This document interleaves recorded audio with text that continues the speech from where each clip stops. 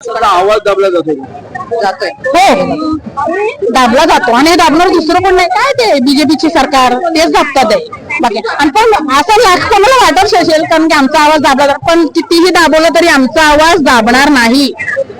या दोन मोर्चाला कसं पाहता? मारोड्यांचा एक मोर्चा होता, मी तेच विचारायचं मला हे करते. संध्याकाळी कानाखाली पडली आणि रात्री कुठला सरकारचा अधिकारी होता की परमिशन दिली मोर्चाला? आणि आमच्या सरकारचे अधिकारी घाबरले का आम्हाला परमिशन द्यायला? आणि आम्ही सांगून करतो मोर्चा, लपून छिपून नाही आला आतमधून, आम्ही सांगून करतो. आणि त्या टायमाला त्यांना नाही हाकलला आणि आता आम्हाला हाकलण्यात येते. म्हणजे एवढं कळतंय की सगळेच घाबरतात आहे. जेवढे पोलीस आहेत जे काही आहेत ते सगळेच घाबरतात. त्या टायमाला हे पोलीस हे कुठे होते? कुठे हे एवढ्या गाड्या वगैरे कुठे होत्या ना आता कुठे आलेत?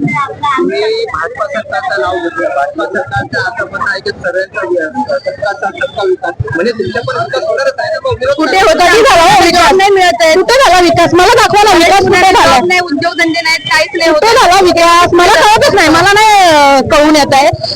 23 रुपये रिक्षाचा मीटर होता 26 रुपये वाढले. झाला का विकास? झाला. पेट्रोलचा भाव वाढतो, झाला का विकास?